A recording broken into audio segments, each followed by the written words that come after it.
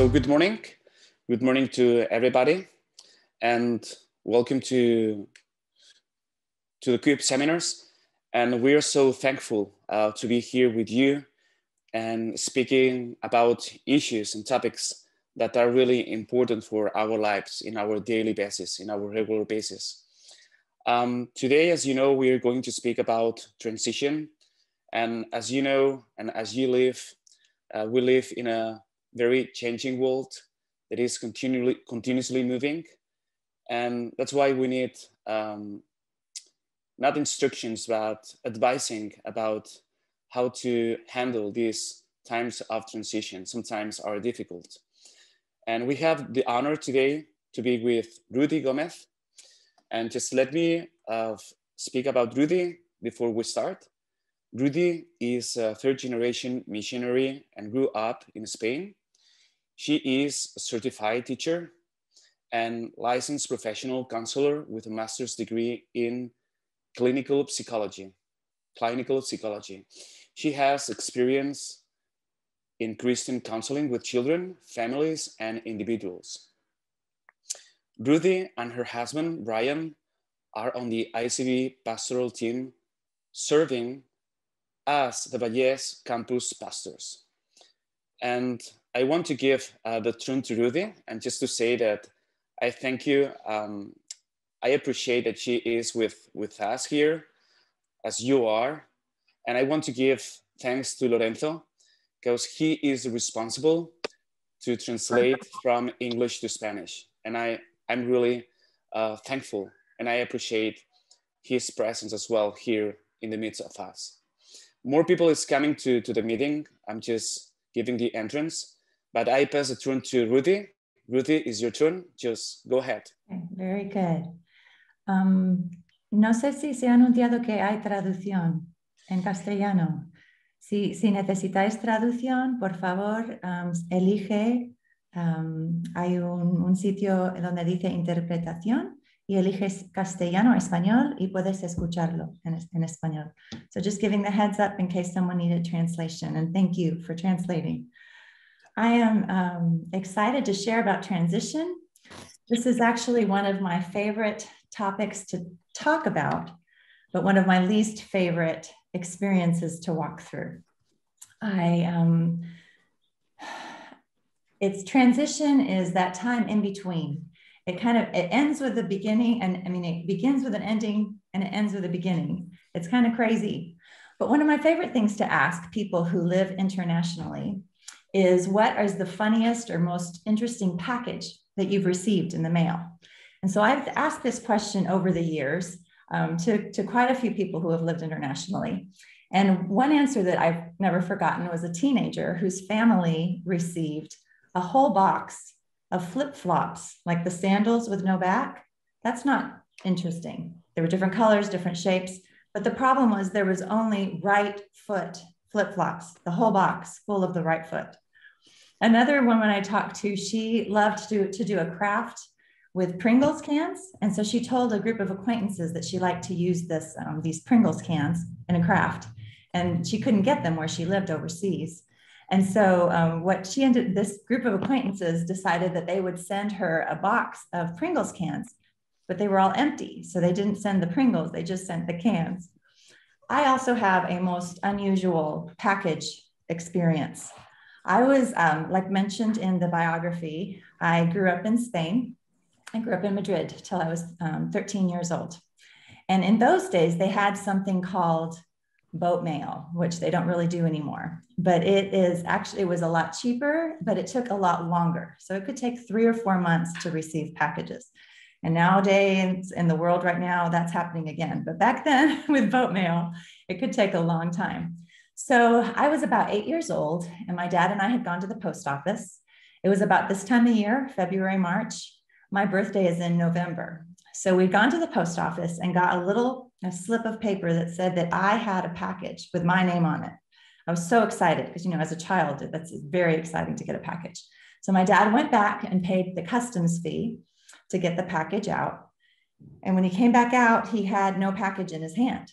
And so he answered the question that was on my face and said, "Ruthie, a group of ladies thought it would be really sweet to bake you a birthday cake and to send it to you. So they had sent a birthday cake, which had been in that box for 3 or 4 months. So I'm really grateful that he didn't just like bring the box and like open it up and say, happy birthday. You know, that might've been a little traumatic to see the moldy birthday cake. The reason I tell about this package story is because we're going to start out by talking about expectations. A huge part of transition is knowing what your expectations are. When that package was opened, that was not at all what I was expecting.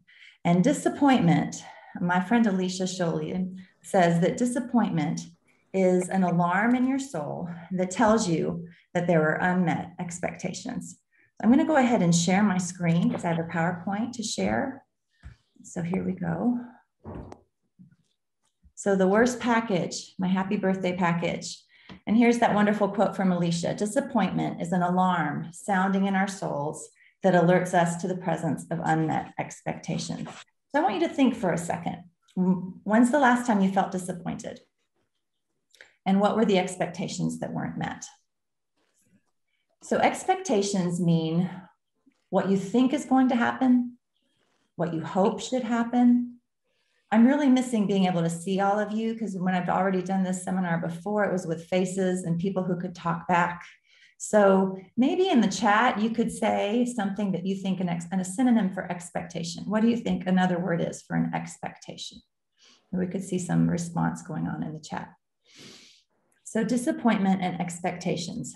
One of the other things that I normally do in our in-person transition seminar is an illustration with people that come up and do something. So again, that's not possible right now on Zoom. I want you to imagine with me that I've asked for 3 volunteers to come up. You might be one of those volunteers. So just imagine with me that there's some volunteers. And what I normally do with the first volunteer is I have them put on a blindfold. So the blindfold is because with expectations, it's kind of understood that you don't see what's really going to happen. That's why it's an expectation. You don't see it yet. You don't see the reality yet. You just have an idea of what you think should happen or might happen or could happen. So the person who stands there with the blindfold, and then a person stands on their front and on their back. And one person represents the actual reality, and the other person represents the expectation. Now, I don't have people, and if you'll forgive me, I have small children, so I have interesting props here to use instead of people. So here's the person, okay, the person with the blindfold on. And here is, this pencil is going to represent reality. And this pencil is going to represent your expectation. So what happens when you're running into reality and you have an expectation is that the farther away that the expectation is from that reality, the more that this snaps. So if I snap that, it's going to hurt a little bit if the expectation is far from the reality. If I can get that expectation as close as possible to the reality, then there's not such a snap of disappointment. The further our expectation is from our reality, the bigger the snap of disappointment. So again, if you'll forgive our very juvenile props, but that hopefully can help you have an idea for when you're expecting something and you feel that snap of disappointment to stop and think, there must have been something I was expecting here that didn't actually happen. So what we're going to do now is we're going to take a little 2-minute break to talk about what your expectations are. If you are with a person, you can actually do what this slide says, turn to them and tell them. If you're not with someone, pull out a piece of paper and just write it down. I want you to think of some season that's coming up, some change that's coming into this. If you don't have a specific thing, you can think about the summer, something that's a transition that you're going into, and think, what are some of my expectations in this coming season? So I'm going to go ahead and two expectations that you might have. 2 expectations, 2 minutes. Go ahead and go. If you want to put some of them in the chat, that's fine as well.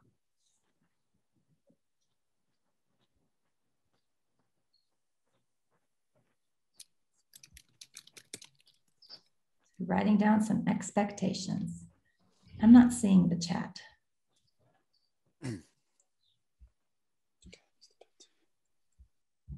Stop sharing. Any in the chat? Okay, here, great. Waiting for something to happen. Yes, that's part of expectation. Anticipation. Yes. A hope. Very good.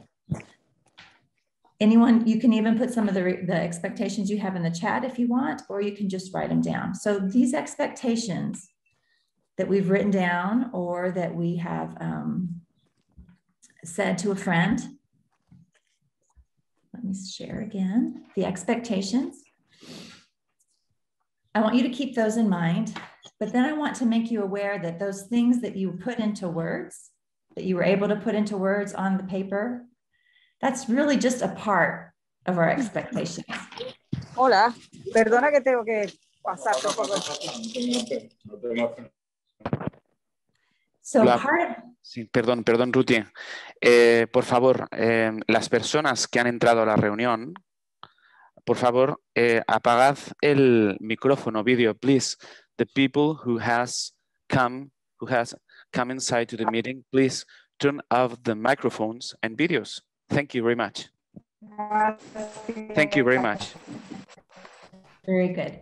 So some expectations that we might have. When thinking of those expectations that you've written down or that you've stated to a friend, I want us to remember that actually those are just the tip of that iceberg.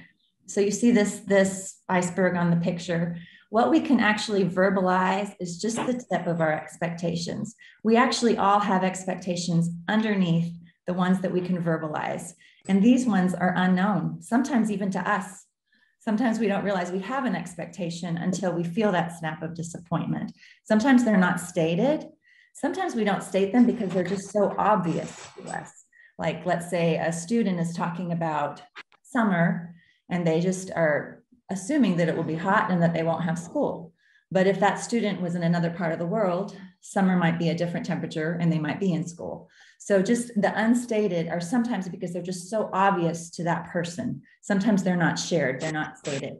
But these parts of the, this bottom part, the unstated, unknown expectations, these are actually the more powerful expectations because they reflect our core values and our core beliefs. When you feel this, I'll use an international move as an example. There might be some things you're expecting in an international move and you arrive and things are kind of as you expected, but the further you go into being in a culture that's not your own, the more you will notice some things that you hadn't even put into words of values and beliefs that might not match your own as you go on. So expectations, huge part of transition. This is something we visit before you have a transition, but this is also something you visit throughout your transition. You're constantly going to be evaluating when you feel those snaps of disappointment, evaluating, wait a second, what is it that I was expecting here? But with expectations, it's not all bad news. Sometimes it's good news. Sometimes your expectations are fulfilled. It's not always a package with a moldy birthday cake. Sometimes there's a package that brings a wonderful surprise. So I want to end this part of the session of talking of expectations with a little story about my best package that I ever received. So I was about my daughter Sarah's age. I was 11 or 12, and I had two desires in my heart, two wishes. It was about to be my birthday, and I wanted red dress shoes, and I wanted a diary with a lock on it. And I don't remember exactly why I wanted the red dress shoes. I think just every woman sometime in her life needs a pair of red shoes. But I remember why I wanted the lock on my diary, and their names are Jonathan and Paul, my brothers. So I wanted a diary with a lock, and I wanted red shoes. Well, I actually got a package in the mail from a ladies group the month of my birthday, and it was like a personal Christmas. There were clothes and there were books and there were all these things. And would you believe that at the bottom of the package, there was a pair of red dress shoes in my size, and there was a diary with a lock on it. And it was just such a vivid illustration to me of the way that God knows what our hopes are and what our desires are. And I just want to encourage you, maybe someone that's listening right now, maybe there were some expectations that were not met in a recent season of your life. Maybe it feels like God just has moldy birthday cakes for you, that it's not what you were expecting. I want to encourage you. God knows what you're expecting. He knows what you're hoping for. And sometimes he comforts us when those things are not met. Those expectations are not met. He gives us comfort. He helps us to go on. But other times he surprises us by fulfilling those expectations. So a huge part of transition is identifying your expectations. Another big part of transition is unpacking your heart. And I wish I could give credit to the person who, I saw both of these illustrations, the one I just did with the little person in the blindfold and the one I'm about to do. I had the privilege of working in an organization that prepared families for living overseas. And I was at a conference with a lot of people who did the same thing. And this wonderful woman gave this illustration of the expectations and the one I'm about to do. And I wish I could remember her name to give her the credit for it. But anyway, I've just used these over and over because they're so good. We're going to talk about unpacking. Again, I actually worked with kids for a while helping them with transition. That's another reason why some of these illustrations are more visual than maybe sometimes we do with adults. So if you'll allow me, one of the illustrations that I've done, again, not my own, but that I've used with kids in the past, we talk about unpacking your backpack. So right here, I've got a backpack. It actually belongs to my daughter, Sarah. She let me use it. But we talk to kids about when you get somewhere, maybe, let's pretend you've been on a long trip on a plane or in a car. When you get to your destination, what do you do with your backpack? Well, you can't just put it under your bed and pull it out for the next trip. That would not work because first you have to unpack it. So this is an illustration that can be used with kids, but even as grown-ups, we need to be reminded that in between seasons of our life, it is super important to unpack your heart, to unpack what's happened in that season. We can't just move from one season to the next without stopping and unpacking or processing, talking about what has happened in this season. So while we're unpacking our backpacks, we're going to have unpacking our hearts. We're going to have 4 categories that we put things in. Kind of like when you're moving and you're figuring out, am I going to give this away or am I going to sell it or am I going to pack it? We're always, with our material things, we're always doing categories when we're in the middle of transition. That's just a huge part of transition. But in our hearts, we need to stop and do the same thing. So here's our categories for unpacking our heart pack. We've got treasure, we've got trash, we've got refill, and repack. So what we're going to do is I'm going to pull some things out of this backpack. And again, I really miss hearing voices and seeing faces. So if you will do me the favor of writing in the chat where you think the thing I pull out should go. So I'm going to pull things out and you're going to tell me which category you think that falls into. Here, I've got a pack of Kleenex. I'm going to look at the chat and see if I can hear anyone answer. Where do you think it should go? Where should this pack of Kleenex? Should it be in treasure, trash, refill, or repack?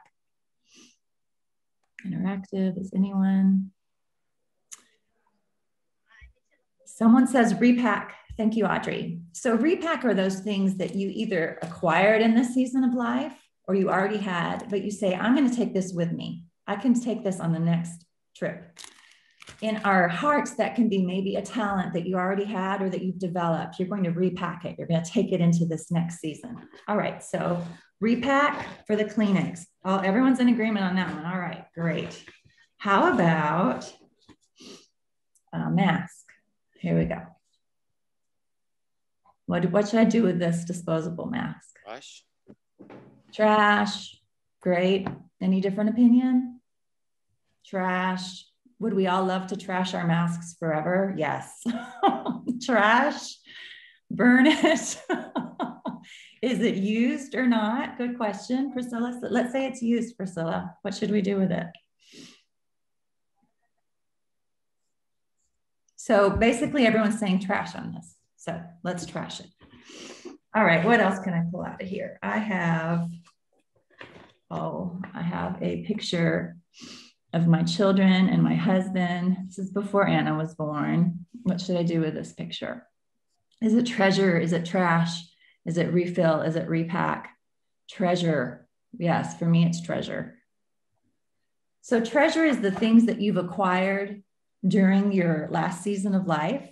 Maybe it's memories that you've made. Maybe it's friendships that you've made. These are the things that you want to take with you, and they're treasures in your heart. And again, since some of you might have kids and want to use this with kids, treasure is, it's very important for kids to have somewhere where they put their treasures. Like whether it's like actual physical treasures that they hold or their memories, like having a memory book for them, having a journal where they write things. It's very important to have a place to keep our treasures, especially for people who live internationally a lot.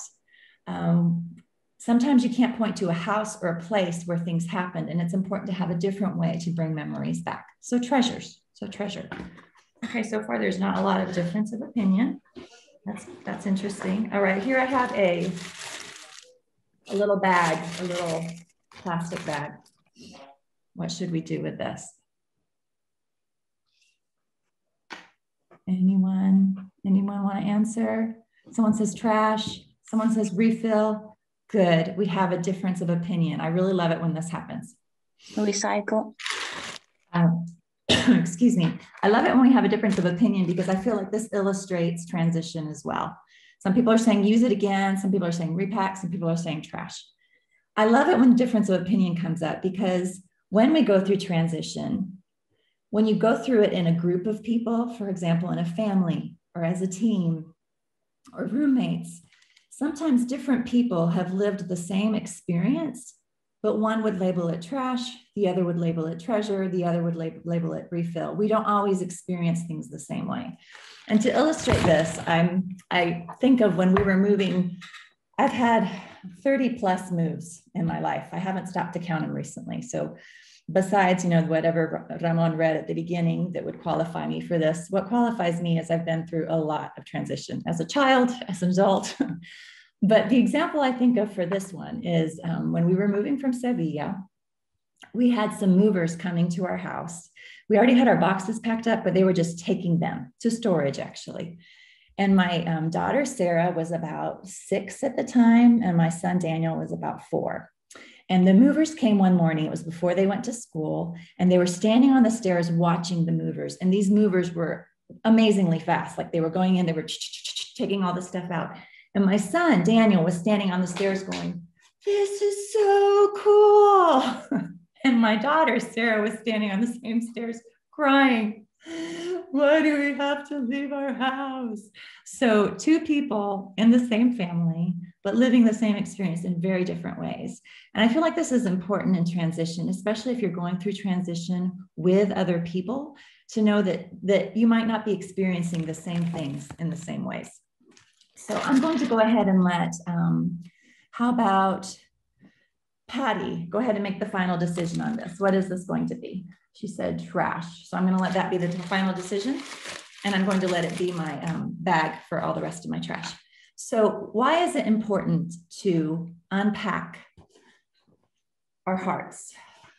Because if we don't, well, let me pull out just a couple more things. Oh, this one is treasure.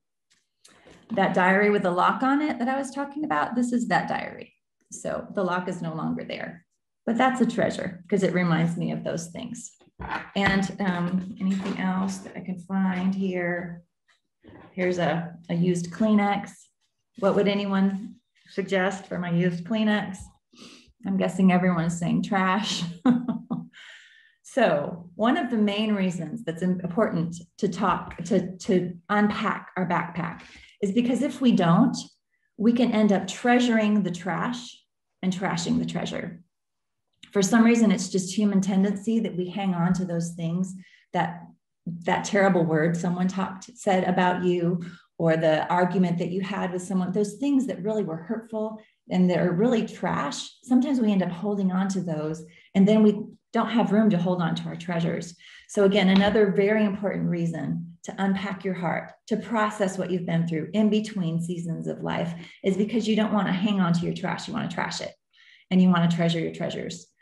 An example of this, I actually do this exercise with my kids sometimes at the end of the school year. And we talk about what were the treasures you gained this year?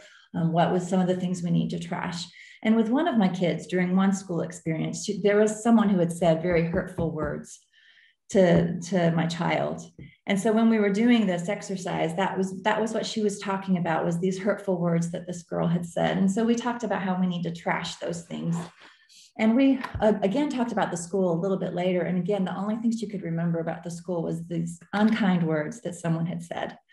So what we did is we went ahead and we prayed and we trashed that again and said, we want to remember other things. Well, several years later, my child was talking about this school experience and didn't even mention those hurtful words, mentioned the wonderful teacher, mentioned some of the friends that they had. But if we don't do this, if we don't take time to trash the trash, sometimes we end up holding on to it. Another thing, we haven't taken out an example yet, sorry, here's this. Here, what would these be? Might be different opinions. I'm looking at the chat. Anyone have any ideas? Refill. Some people would say trash on this one. Some people would say refill or whatever. So refill, the things that this is, what it represents in our hearts. Sometimes when we go through a season, we end up just really dry. Like there's things we've poured out in a season, and you realize that you're empty in certain spots in your heart. And we have to go to God and ask him to fill us up again, to refill. There are things that are given out that we need refilled. This also to me represents anything that needs to be acted on in your heart. Maybe something needs to be washed. Like I didn't bring it here, but maybe I had some dirty clothes that need to be washed. Maybe there's something that needs to be washed in our soul.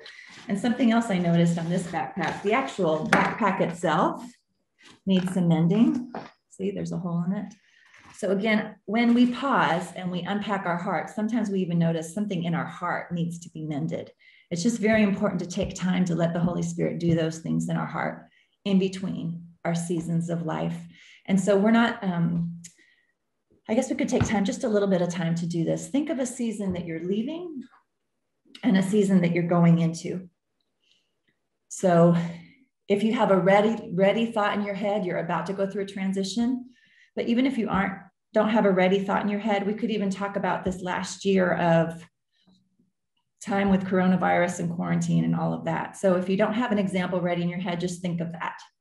What are some of the things then? If you have a piece of paper, you can divide it into 4 sections and write treasure, trash, refill, repack. And we're just going to stop for a second. And I want you to go through and I want you to write down some things. These are some of the treasures I've acquired in this last season of life. This is some of the trash. This is what I need refilled. This is what I need to repack. So I'm going to stop for about 3 minutes and let you take time to think through that, either on paper, with a friend, or just in your thoughts.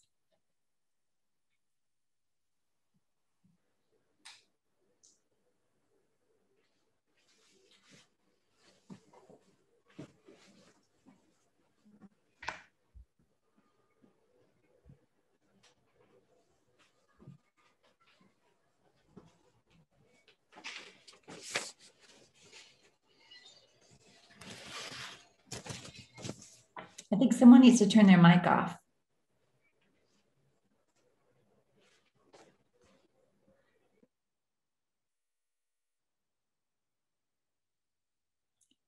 We're not going to take too much more time now to do that. In real life, I normally give you time to talk to each other about it, but since that's not possible for this one, I'd like you just to put it aside. I didn't give you the full 3 minutes, sorry. But you can go ahead and do that even when the seminar is over. Just take a look and say, okay, in this last season of my life, these are the things that I acquired. Treasures. This is the stuff I need to trash. These are the things that need to be refilled. And these are the things I need to repack. And as I'm doing this, I'm realizing I want to do this with my kids right now about this last year. Because we've all had a lot of transition, a lot of unmet expectations in this last year, probably more so than other years in general. So I'd encourage you, if you have kids, to process this last year with them, maybe in this way. And even if you don't have kids, to process your own transitions in this way. So that's one of the tools I'm offering, is unpacking your heart pack. The other tool was being aware of your expectations. And then the final, there's one question. Is there any actual difference between refill and repack? Yeah, repack is something that you can repack without having to take action on. Refill is something that you need to take action on. Like maybe, I'm not thinking of a good example right now, but like refill is, or mending, like let's say there was a relationship, a friendship that you had in this season, and that there were some bad words spoken. And maybe needs to be some reconciliation or some mending before you can take that friendship with you. Whereas repack would be, I speak Spanish. I spoke Spanish before I came, and I'm going to take this skill with me on the way. Does that make sense? I think it was David that was asking that question. So that's the difference. It's something that you actually need to take action on, whereas the repack is you just take it with you. Thanks for the question. I appreciate that. So another tool I would like to offer is something called the transition cycle. And again, this is not original to me. This comes from a book called Third Culture Kids by Dave Pollock and Ruth Van Reken. And for any person living internationally, I would highly, highly recommend this book. It has a lot about transition. It also has some things about cultural adaptation, which I'm hoping to have time to touch on at the end of our time. But the transition cycle is something that helps us know what to expect when we're going through transition. So the story I usually tell is my little niece, Emily, when she was about 3 or 4, maybe 2, I don't know, she was small, and she had not experienced an autumn before. And she was in her front yard, and some leaves started falling from the tree on her head, and she started screaming. She was so afraid. She thought, I don't know, she thought the sky was falling. She thought it was something horrible. She had never lived through autumn before. She didn't know that it was just a normal part of life that leaves fall in the autumn. And so she was scared. So basically what the transition cycle is, it's a way to help make you aware of some of the leaves that are going to fall in this normal cycle of transition. It's a cycle just like a water cycle or the seasons. It circles around this transition. It goes in a cycle. It helps you to know what to expect so you don't get lost in the transition. Another person said it's the light at the end of the tunnel before you go into the tunnel, because transition can be tough. It's nice to know there's a light at the end. We are not going to take time to do this right now either. But if you want at some point in time, sometimes it can be helpful to make a transition timeline for yourself, because often the way you've reacted in past transitions is probably going to be very similar to the way you react in current transitions that you're in. So sometimes it's helpful to think through, okay, these are the different things that I've had in my life that are transitions, the moves, the seasons of life that have changed, changing schools, changing houses, changing jobs. Again, we don't have group discussion right now because of the Zoom, but this is something you can do on your own or with a friend if this is a topic that's really grabbing you, and if transition is a large part of your life. Sometimes it's good to take time to look and see, okay, what are the ways I reacted in the past? But now onto the transition cycle. So it starts with this part right here, the engagement or settled. And it has this nice picture of a round circle because it's all complete. People know who you are, you know who they are, you know what time you're going to get up in the morning, you know what you're going to have for lunch, you know what's happening on the weekend. There's a schedule.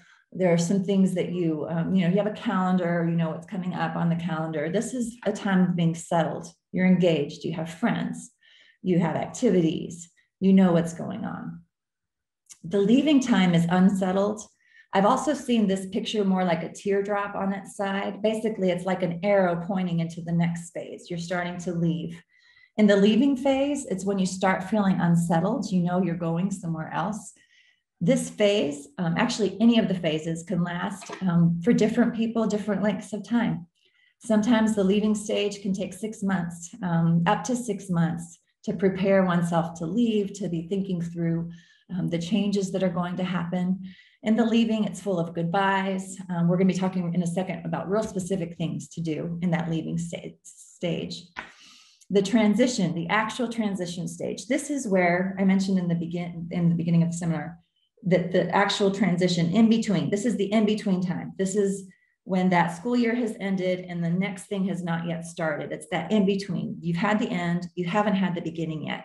It's the chaos in between. This is the boxes packed stage. This is the airport with all the bags. This is when you don't know where you can find a pair of socks and you have no idea what you're eating for lunch or what time that would be. This is that chaos. You have just, it's not predictable, it's unknown. Some people thrive in this stage. I personally do not, but the chaos stage of transition. Then you have the entering stage. The entering is normal. It's like again, I kind of like the picture I've seen in another place, but I couldn't find it. It's more like an arrow pointing into where you're going. The entering stage is where you're trying to get settled in again. And again, this can last about 6 months to get settled in, to try to find where you belong. In this stage, you feel unknown. You're just trying to figure things out. So this is the transition model. Again, it can be helpful just to know that that cycle that you're going through when you're in transition is normal. It's normal to feel chaos when you're in between things. It's normal to take a while to get settled in. Some people prefer this model instead of the circle model. The settled, here's some good words for settled. You feel a sense of belonging. You feel a sense of commitment, intimacy. You're living in the present. In settled, you're thinking about right now. In the leaving stage, you're actually thinking a lot about the future. This is where I'm going. This is what I need to do for where I'm going. You're separating, disengaging, sometimes living in denial. The chaos, like I already said, it's a lot of unknowns. It's chaos, anxiety, and you're very future oriented. In the entering, it's vulnerable, marginal, it's temporary. So I've got a couple of more slides about settled. I want you to think about a time where you were settled.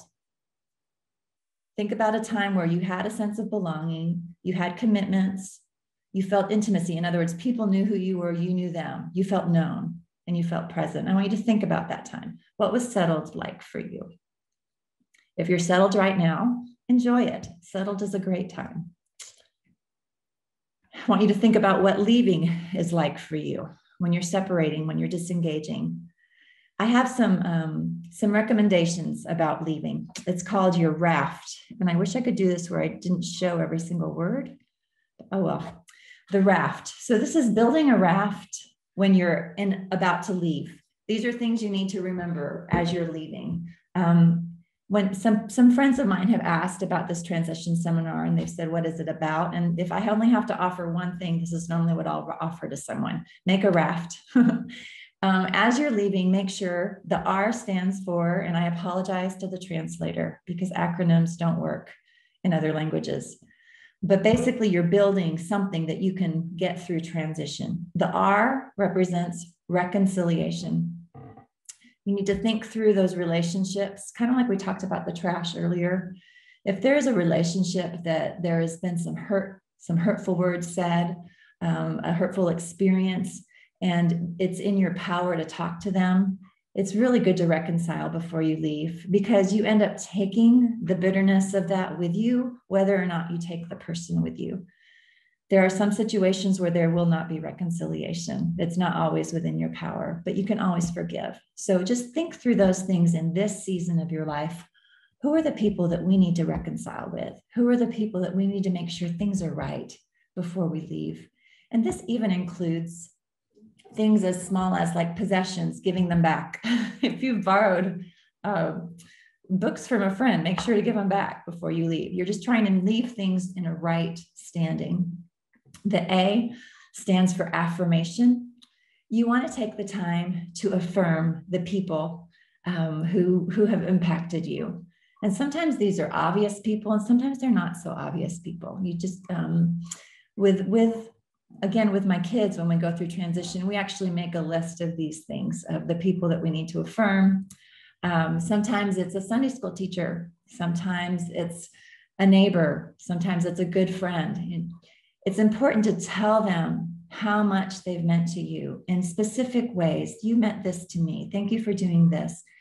But it's also important to accept affirmation, to let them tell you how much you meant to them, how important your time with them was for them. So affirmation is a huge part of leaving well. You want to reconcile.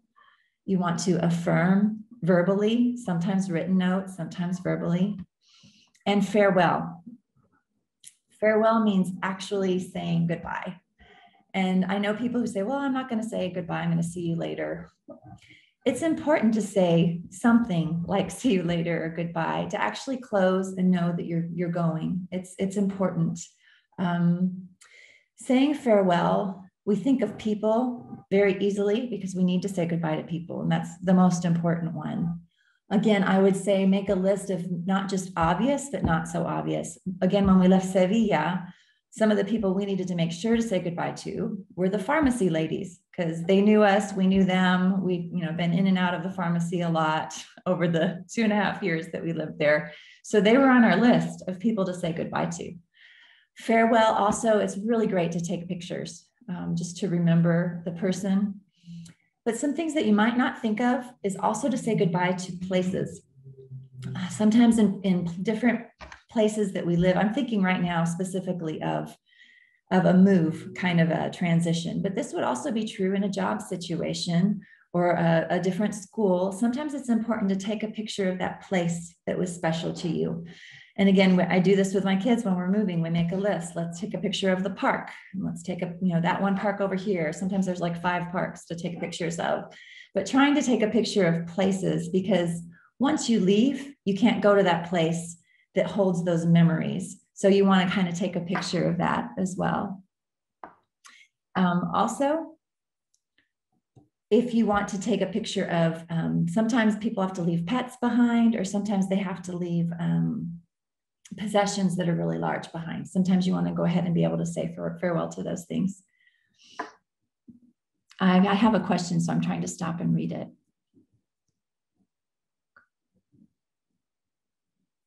Okay, this seminar is largely geared toward people who are moving, but other transitions would include basically change. Anytime you're having a change in your life. So maybe you're having a baby. Life is about to change in a huge way. So you can still apply some of these, not the raft necessarily, but you can still apply some of the other things to change like that. Or maybe you are changing jobs and you need to say goodbye to the people there. So thank you for the question. How do we know we're in a transition? Basically, if you're living in change. And again, I feel like this year for everyone with Corona, we've all lived a huge transition of life the way it was a year ago to life the way it is now. So again, if you don't have an actual transition that you're like a move or a job that you're going through, it would be very applicable to use these things for that transition as well. Thanks for the question. So the last part of the raft is think forward. And that kind of loops back around to what we were talking about earlier with expectations. So in think forward, you're trying to look ahead and try to figure out, okay, what are the things that are what's this new season or this new place going to be like, and trying to have as much information so you can you can continue in your leaving process. So that's the raft of leaving, the leaving part of the transition cycle. Here we go. We've already done that. Affirmation, farewell to places, pets, possessions. Think destination. We've already talked about that a little bit. So we're going to go on. The chaos stage is that in-between stage. Cardboard boxes and suitcases. It's just that in-between time. It's that chaos, crazy stage. During chaos, sometimes there's like an exaggerated problems. Sometimes everything that normally feels small feels bigger. I've read an experience that you become an exaggerated version of yourself during transition. So maybe you're a little bit talkative and in transition, you're just talking all the time. Or maybe you're a little bit shy and in transition, you're just not saying a word. It kind of just magnifies whatever you are. Sometimes it even makes nobody is their best self in the middle of transition.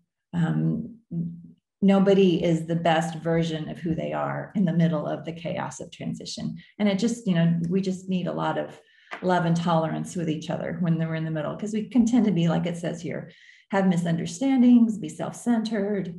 Transition can be hard. How do you feel? Anxious, disappointed. All right, so that's part of chaos. Again, if you're thinking through your transitions past, you can think through, okay, how did I feel during these different parts of the transition? And it can help you for your future. So next time you're in chaos of transition, you're like, oh, okay, this is how I felt before. I felt overwhelmed last time we were in chaos, but I know eventually the chaos is going to subside and we're going to go into the next stage. The entering well means you left well. It doesn't always mean that the entry is perfect if you left well, but leaving well gives you a better chance to enter well, because you're not bringing in that trash. You're not bringing in those unreconciled relationships. You're just trying to enter. Entering, it's surprising to people, but entering is often the stage, and I'm not wishing this on anyone, but often is the time where depression comes in, is entering rather than leaving. Leaving is it's emotional because there's a lot of goodbyes. There's a lot of, there's the emotion there. But in entering is when the loss is felt, the loss of whatever it is that you left behind and your new world and your new place or your new job or your new school or your new season of life. Entering is where you realize, oh, this is what is no longer in this season. Again, maybe you've had a baby and there's all the wonder and amazing thing of entering into the parent stage, but there's also a realization that, wow, I do not have the time that I used to have, and I don't have the sleep I used to have. So in a moving situation, especially in international moves, in the entering stage is often when people feel the sadness of the losses. They've said goodbye to friends, they've said goodbye to family, and now the loss is felt. So again, not to wish that on anyone, but just to give you a heads up that if you're feeling a little bit sad in an entering stage, the expectation might have been that I'm supposed to feel excited, I'm supposed to feel happy right now, but sometimes there's sadness because of the things that have been left behind in the previous stage. So that's basically the transition cycle, and we're getting really short on time, so I'm going to go ahead and go past this. This is things on how to adapt, and we've already been talking about expectations throughout the whole time. I do want to just talk about this for a second. In our adapting, when we're adapting to a new culture especially, I love the idea of transposing. And those who are musicians, you'll know what this is about. In music, when there's a melody written in a certain key, sometimes another instrument or a different voice needs it to be a little higher or lower. And so they take the same melody, but they move it up a little higher or lower for that instrument or for that voice to be able to sing it. I think especially in cultural transition, there's an adjustment to figure out, okay, what about me just needs to stay the same? And what do I need to change? And I think eventually we figure out in a new cultural situation how to transpose, how to take who we are, but to live it in this cultural context. Again, on these last couple of slides, I'm just going to talk a little bit more about cultural adaptation as opposed to just simple transition of seasons, because I feel like it's very applicable in an international church. A lot of us have also been through cultural adjustment as well as transition. So I offer this to you if you're having a hard time figuring out how you fit into a new culture. I just offer this to you. You don't have to completely change the melody. You don't have to completely change your song, but maybe just adapt it or transpose it to your new culture.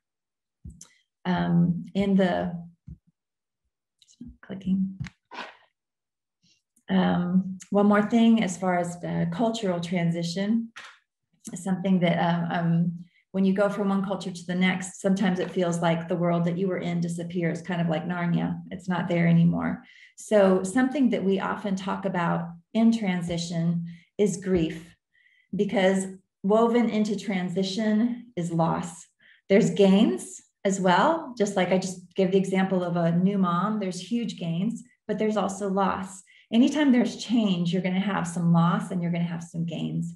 So I would just give you the heads up that if you're trying to process through a transition, to think through what were some of the things I lost in this transition. Maybe it was an identity that you lost, that people don't know who you were back then in this other place. And I would encourage you to grieve those losses. Growing up as a child who moved a lot.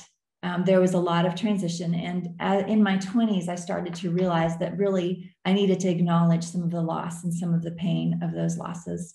So I would just encourage you that as you've made a transition, whether it's past or present, to think, what are the things I've lost and that I need to grieve? Grieving requires acknowledging that there was pain and experiencing that pain, expressing the pain, but then also you receive comfort and support, and you can give that support and comfort to other people as well. So one last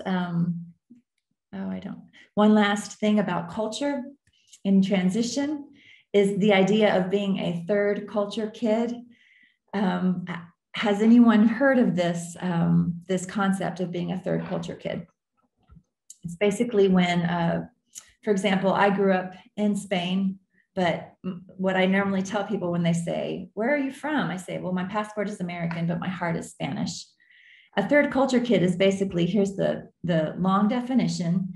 It says an individual who spent a significant part of their developmental years in a culture other than their parents' culture. They would develop a sense of relationship to all, not full ownership of one. Basically, what this is saying is when someone grows up in a country other than their parents' passport country, they pick up things from that culture and they become a part of who they are.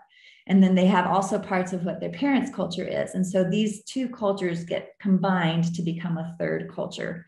So this person who grows up among two different worlds becomes in their heart a combination of the two. I would guess that tuned in right now, there are quite a few people who are third culture kids. And the seminars I used to do with young people for reentry, for cultural adaptation, they were kids that were third culture kids. So something I would encourage them to do was to take two colors of clay and to mix them. One third culture kid said, if this culture is yellow and this culture is blue, then I'm green. You become a combination of the two. So this is what I had the young people do, is take clay and mix it to the point to explain who they thought they were. So you can do this if you want to, or you can just think through. I know that it sometimes is very freeing to realize the reason that I feel a little bit different from people around me is because I'm a combination of two different cultures. Again, this is not directly related to transition, but it is sometimes if you're in an international community. So I just offer this to you for those who might or might know about third culture kids. Again, all this, a lot of the material, the transition cycle and such, was taken from a book by David Pollock and Ruth Van Reken about third culture kids, because transition is a big part of a third culture kids world as well. So again, the tools I'm hoping that will be helpful to you are expectations, and that can be useful in whatever kind of transition you're going through, to make sure you are aware of your expectations. And when you feel the snap of disappointment, you stop and you reconsider your expectations. The second tool was to unpack our hearts. So in between transitions, not just moving from one thing to the next, but to take time to see what is trash, what is treasure, what do I need to unpack for my heart. The last tool I offered to you was about a transition cycle, and just sometimes just knowing that what you're going through in this transition cycle is normal.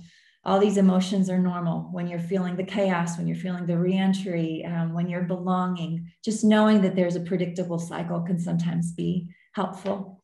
And then the last tool was just giving a definition of third culture kids, because you might be one or you might know one.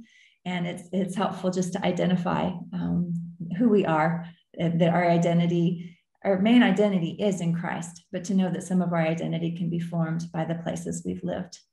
And so as a final offering, I just would like to, I think we're gonna have a time of questions, but I just want to pray over you. I don't know what your transitions are right now, but I want to pray for you right now. Lord, I thank you for each person who is tuned in right now.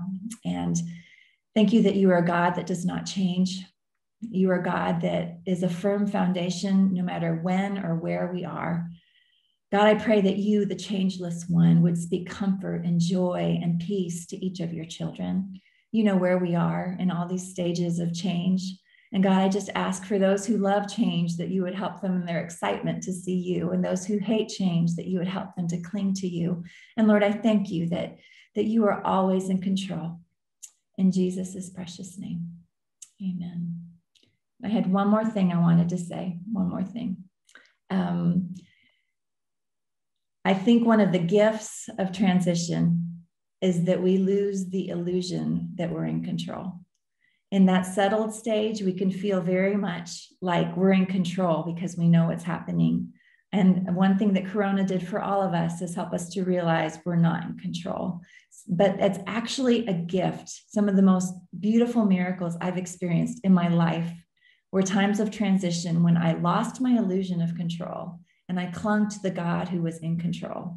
And so that's the last thing I want to leave with you, is that God is changeless and he's in control.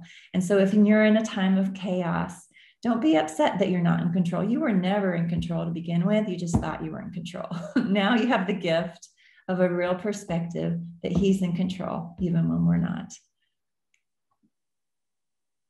So thank you. Thank you very much, Rudy, for all these resources. And now we will have time to answer questions or doubts that you may have.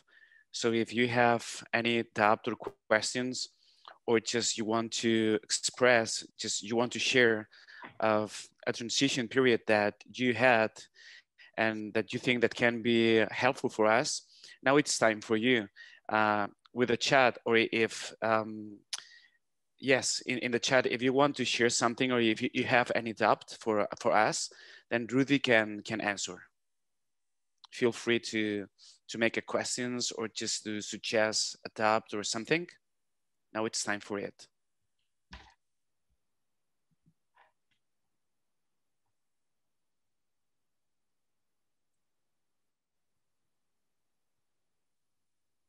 Don't be shy.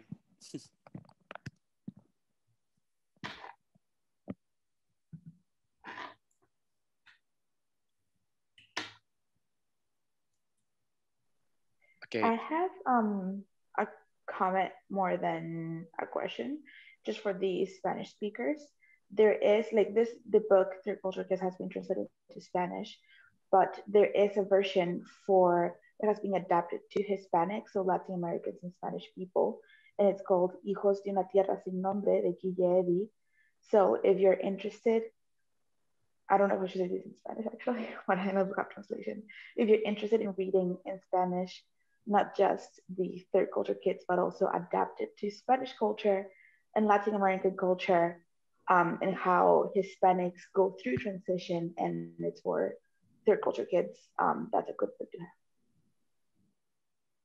Thank you, Priscilla. Thank you very much. Priscilla, I was just wondering this week if it was in Spanish, so thank you. Thank you for that.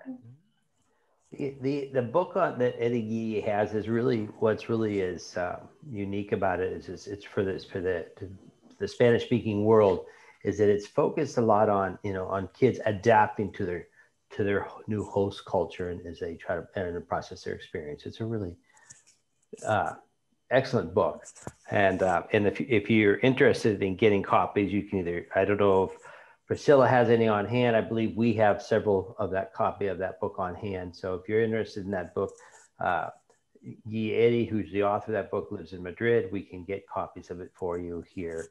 If I remember right, the cost is about 10 euros. Very good. Yeah.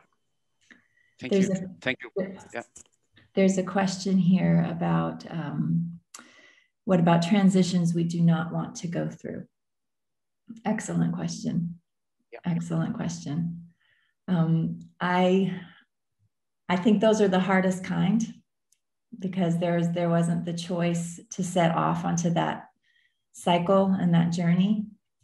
I'm not sure exactly what part the question is, but I can just offer empathy that it's hard. It's hard to go through transitions you weren't expecting, loss of a job, or just different losses. I think a lot of the same things do apply. Whether or not you wanted the transition, you can still unpack your heart. If there's parts of the transition that ripped your heart, you can ask God to mend it. there's still a lot of the same parts of the cycle are going to apply, whether or not you wanted to start the cycle. So whether you're in a leaving stage or a chaos stage, just know that a lot of those same things are going to play out. Again, when we talked to missionary kids or kids who are going through international moves with their parents, they don't have a choice on that. So we talked a lot about that with those kids as well. And one of the things we offered was 2 biblical examples. There was Abraham, who was called to follow God to an unknown land, and he chose to go and chose to follow God. And then there was Joseph, who had no choice in the matter, and his brothers threw him in a pit and sold him as a slave. And then that was his transition. But both of them glorified God by following him through the process. So I'm not sure what the transition is, but I would just encourage you that whether or not you chose it, that God's in control and he can help you through the process. Yep. Ruthie, I had a comment on growing up overseas. I found it really hard the older I got. So if you have kids that are finding it hard with each successive move, I think what helped me the most, even before I knew Christ very well, was creative outlets. And I think that was just God's gift to me before I even knew him personally very well. Because I mean, piano keys are the same in any country. Mm-hmm. You can take your drawings with you. You can take your journal with you. I love that you talked about your journaling experience and having that as your own. I'm sure that helped your journey too. So writing, they say that acting is really good for some kids and just healing that journey. So getting them into creative arts is really important, I'd say. Yeah. So even if they're not able to talk about it, literally just being able to expressive ways symbolically is really important. So. Mm-hmm. Absolutely. Thank you. Thank you, Anne. Excellent. Excellent. Yes, Ruthie, we have another comment or question from Celine Castet. It says, how long can the grief and adaptation of the entering process take? I've had friends who have taken up to about 2 years to adapt to a new culture. Absolutely. Absolutely. I think that process just depends on the person. There's so many factors. It depends on how the welcome was, how similar their culture is to their own. But yeah, I think 2 years is, sometimes it's just the beginning of cultural adaptation. I think they say basically 6 months in the transition cycle to kind of just get settled in. But I wouldn't say that that's the end of cultural adaptation by any means. I think, thank you for putting that out there, because it helps our expectations line up a little bit more with reality, because cultural adaptation is a lifetime thing. I grew up in Spain. I love Spain. My heart is half Spanish, and there are still things sometimes that take me by surprise, because when I'm here, I realize how American I am. And when I'm there, I realize how Spanish I am. So thank you. Thank you for the comment. It can definitely take a long time to adjust culturally. And Anne, again, thank you for the comment about creative outlets. Very important for kids and for adults to find a way to express your emotions. Yeah, it's a gift from God, really, for sure. For sure. Mm-hmm. Thank you, Ruthie. Gracias. Gracias, Anne. Thank you, Anna. Just for your information, we have made a recording of this seminar, and we will upload the content to YouTube over the next few days. So feel free to rewatch the content or to share it with someone else. I'm sure that it will be helpful for sure, with always that you can rewatch or to share with anyone else. And before we finish the meeting, I want to give thanks to Ruthie and to Lorenzo for the translation.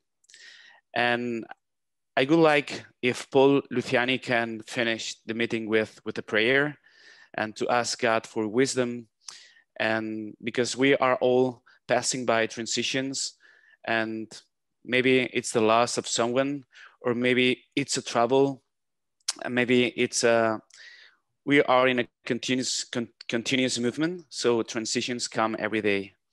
And I ask Paul Luciani if can finish the meeting with a prayer, and then we will say, see you tomorrow maybe, or to the next seminar of Equip that will be with addictions the next month. We will speak about addictions, and you are very welcome. You're very invited to join with us. So Paul Luciani. Well, thank you. It's good to be back again. Thank you, Ramon and Ruthie for such a neat seminar. And we also want to say that we're not at ICB, we're not one to leave you alone. There's also that part that was really an interesting dynamic of transition, has a lot to do with cross-cultural issues that are going on in relationships, with children or different things that we don't want. If you feel like you need more on this topic on a more personal level, on a pastoral level, we're available for you. So we want you to just send it to, at this point, just send it to equip@icbspain.com. And eventually I'll have an email up and running. The idea is that not just ourselves, but people gone through transition. You know, as Ruthie's gone through transition as a child, we've gone through transition from switching countries multiple times, and some other people in this group. So maybe there's a community group or something can grow out of this. So those who are talking about cultural transition and what it means and different things, we could explore that and see how God works through that. Well, let's pray. And thank you for, you guys all have a wonderful Saturday and enjoy yourselves. And we hope to see you either online tomorrow or if not in person. And we'll special prayer for Ruthie and Brian as they begin a new journey tomorrow. It was supposed to start last year, but now it's this year. Okay. Lord, just thank you for this time together, Lord, for the blessing of being able to have a Zoom, to meet in person, even over the internet, Lord, and for Ruthie and her years of experience as a child in a different culture. And also her years of experience of just raising her own children in different cultures, Lord Jesus, and relationships. And just thank you for that insight and wisdom you've given her and her family, and just that we can able to benefit from that. I just pray, Lord, for that each one of us in the seminar today can take something home and apply it as we transition and this opportunity, just the ministry of Equip, Lord. I just pray for that, Lord. And that we can just look over Brian and Ruthie and think about them today and tomorrow as they prepare for that special time, and pray for them, lift them up in prayers, and surround them with your angels to protect them as they begin this new step and this new dream that's been in the making for a long time. Thank you and blessings. Amen. Amen. Thank you, Paul. Thank you, Ruthie, again. Thank you, Lorenzo, for the translation. And thank you to all of you for being with us, enjoying this seminar. And you are invited next month with the topic of addictions. We all can have an addiction, or maybe we know someone that we can help. So you are very invited to this meeting. We hope that you will have a very blessed day, and we want to see you tomorrow. So have a good weekend, and God bless you. Bye-bye. See you. Bye-bye. Bye-bye. Mm-hmm.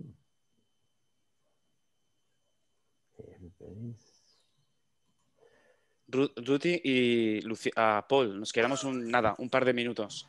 Y Lorenzo también. Patti también, Patti Tamayo, también puedes quedarte. Sí, Lorenzo, Patti, Ruthie y Paul. Vale. Vale, están Lidia y Lorenzo, you can turn your cameras on. Sí, Patti y Lorenzo, podéis conectar las cámaras, así nos vemos todos.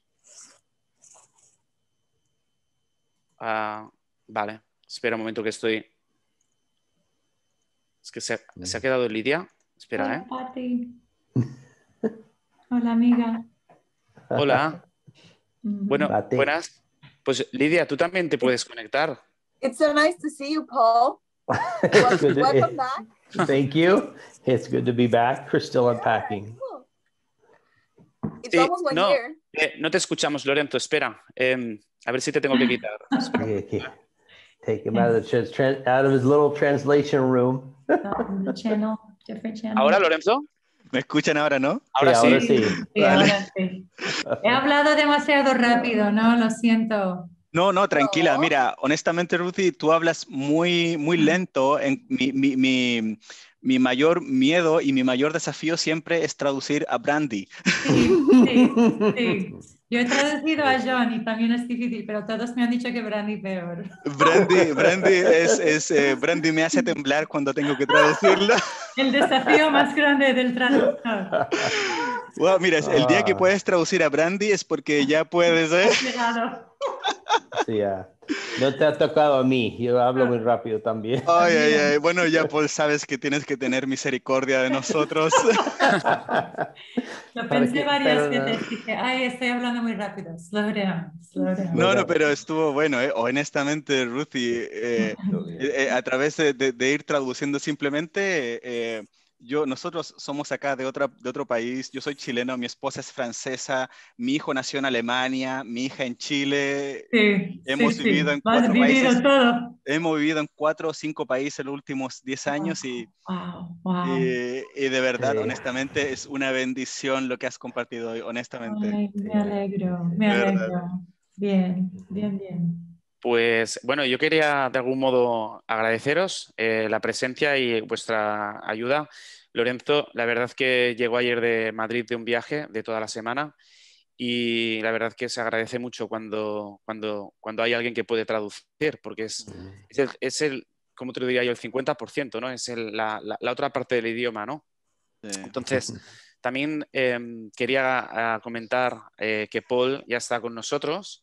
Ayer estuvimos hablando y me dijo de que, bueno, que a nivel de coordinación estaría haciendo la coordinación de Quip, que yo estaría haciendo lo que es la coordinación de Quip, pero que podía contar con él para su apoyo, ¿no? Entonces, por otro lado, Patty está aquí con nosotros porque Patty también en lo que son las reuniones de Zoom, pues también me ayudará bastante con el tema, por ejemplo, de coordinar las entradas. Mira qué guapura, ¿eh? El pelo. Sí. Oh. ¡Qué pelo!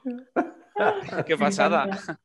Sí, Qué pues bueno que heredó a la mamá y no al papá. bueno, claro, yo estoy viendo más que tira un poquito a la mamá, ¿no? Por la cara se parece a la mamá y el pelo, pero Sí, sí. claro, tiene que tener parte del padre. Sí, sí. Claro, qué bueno. Hola, ¿cómo se llama? Kyle. Kyle. Kyle. Hola, Kyle. Hey, Kyle. Está un poco, todavía está despertando, diríamos. Claro. Bueno. Sábado, es sábado. Todavía está despertando. Mientras que no se levante con el pie izquierdo, estamos bien. Creo que tiene 2 pies izquierdos a veces. Bueno, sí. Sí, ya. Bueno, pues sobre todo esto, el agradecer a Paul que ya está aquí, que me va a dar soporte, Bien. y también Patty, que me va a dar soporte en lo que son las reuniones, a la hora de entrar, salir gente, coordinar un poco. Y muchas gracias, pues lo he dicho, a Lorenzo por la traducción y a Ruti por la exposición. El material es súper bien preparado y práctico. Me alegro. Y nada, que éramos 28 personas. Wow. Y nos damos cuenta de que yo recibí un input, un feedback, que parece ser que la gente está más interesada en materiales que pueda dar la iglesia, por ejemplo, que Right Now Media. ¿Vale? Right Now Media es un recurso, es como Netflix, pero un Netflix cristiano. Sí, sí. Sí. El problema que tengo tanto con Right Now Media como con Netflix es que hay tanto contenido que a veces no sé por dónde empezar. Y me agobio un poco, ¿eh? A veces me agobio un poquito. Pero Equip lo que permite es cada mes o cada 2 meses dar una exposición sobre algo necesario y algo puntual. Y lo que queremos es que sea un contenido adecuado a la necesidad de la sociedad. Y nosotros como iglesia somos un reflejo también de la sociedad. Entonces, por ejemplo, las transiciones. ¿Quién no vive un periodo de transición? Las adicciones, la nutrición. O sea, comemos constantemente cosas que pueden ser buenas o malas para el cuerpo y cómo esto puede afectar a las emociones y a nuestro espíritu. Entonces, comentaros que muchas gracias, que estoy muy contento, que esto está creciendo, cada vez somos más, no solamente como equipo, sino como oyentes, como gente que recibe la palabra, la exposición. Y adelante, que aunque estemos todos en un periodo de transición o en situaciones complicadas o no complicadas, la ayuda a los demás y el exponer la palabra de Dios siempre va a ser de beneficio a las personas. Así Amén. que agarrémonos fuertes, que a veces vienen curvas, pero el Señor está ahí con nosotros. Amén. ¿Vale? Bueno, un gran abrazo. Un fuerte abrazo. Yo quería decir que si se podría pensar en alguna manera que pueda ser un poco más interactivo con la gente, ¿no? A mí me ha gustado con Ruthie porque así la gente podía escribir en el chat o así, pero también es interesante que, ¿no? Que haya como más interacción, ¿no? Como Ujú. tipo Con la breakout gente. room. ¿Eh? Tipo breakout rooms. Sí, por ejemplo, sí. A lo mejor híbrido, tener gente que puede estar Claro. también. O quizás, por ejemplo, quizás pedirle a las personas que vayan, por ejemplo, comentando con las reacciones también del mismo Zoom. Estos como emojis también a veces a la gente también los mantiene conectados y... Sí, sí. Ujú. Sí, porque lo importante es estar alerta. O sea, por un lado está la motivación y luego está el estar alerta. Tú puedes Sí. estar motivado, Ujú. pero para mantener esa motivación tienes que tener un ritmo de atención, ¿no? Sí. Entonces, bueno, comentar de que lo ideal es que las reuniones se hagan en presencial, en el Town Ministry Center. Entonces, posiblemente cuando el tema de las restricciones esté un poco ya más establecido, por ejemplo, en un mes o dos, pues ya se están haciendo cositas en el Down Ministry Center. Sí, sí, Lo sí. ideal es que estemos ahí, que comamos un poco de fruta, algo de Sí. café. Sí, no, que lo la- echo de menos porque lo he Sí, hecho, ya. lo he hecho de esa manera y lo he hecho así. Y me gusta Claro. mucho más de la otra manera. Y Mira, yo el- estoy con la Coca-Cola, el café, con todo, pero estoy solo. Yo necesito Sí, gente. sí, Bueno, lo que tenemos que trabajar es hacerlo presencial y a la vez en Zoom por los que no pueden llegar. Sí. sí. Y Claro. eso va a ser un poquito de coordinación por el lado técnico, un poquito más. Y también lo que creo que es que existe la primera vez, hicimos pequeños grupos, así un breakout rooms, actividades. Ahora eso hace más largo Sí, el sí. tiempo. Sí. Hay que considerar esa posibilidad y Sí. investigar cómo hacer breakout rooms, algunos en Es castellano que y otros en inglés. lo digo porque la gente, ahora ya llevamos casi un año y está como muy cansada de estar siempre escuchando charlas y cosas por Zoom. Y si hay alguna cosa de interacción, yo creo que es interesante, de no estar siempre las personas tan pasivas y estar solo Sí. escuchando, ¿no? Y para la persona dándolo también, Sí. porque es Sí. muy Sí, difícil lo sé. hablarte a ti mismo ahí todo el tiempo. Sí. ¿Verdad? Sí, sí. Ujú. Sí, sí, Sí. sí, Bueno. toda la razón. Bueno, pues escuchad, tomo notas, aunque no estoy con el boli, pero se me queda en la cabeza, se nos queda en la cabeza y vamos a seguir avanzando, ¿vale? Vale. Y ánimos Buen y trabajo, nada. Equip. Lo estáis haciendo muy bien. Sí. Sí. Bueno, gracias. Poco a poco, poco a poco. Poco a poco, mira, yo noto que poco a poco se va mejorando. Bien. Y la verdad que si el equipo crece, también pues puede mejorar aún más, porque 4 ojos Sí. ven más que 2 y 6 Sí. o 8 ven más que 4, ¿no? Sí. Entonces, nada, muchas gracias pues a Patricia, a Paul, a Lorenzo y a la ponente, Rudy, por estar hoy con nosotros, de verdad. Nada, Sí. encantada. ¿Vale? Ok, bendiciones Gracias. entonces. Que Bueno, vaya bien. Ruthie, Que que vaya vaya bien. muy bien mañana, mañana. Gracias. Ruthie, que vaya muy bien mañana. Sí. Estuvimos Gracias. orando por ti ayer, así que Sentimos las oraciones, lo sentimos, Y sí. que Qué bueno. vendremos un día a San Cugat. Claro, Sí. claro. Bueno, Hacer- van a levantarlo de comarca mañana, así que a lo mejor la próxima vez. Sí. Pues sí, ¿Venís? pues sí, Sí. hacemos equip, hacemos equipo. Equip San Cugat. La verdad es que queremos hacer uno de estos aquí en San Cugat, de transición, porque hay Ajá. mucha Estaría bueno. gente, expats, hay muchos aquí que viven aquí que no son de aquí. Así que pensamos que sería bueno incluso para invitar no creyentes, porque es una necesidad que sienten. Así que, no sé, a lo mejor un día Equip San Cugat. Pues sí, sí, se tiene que hacer, claro.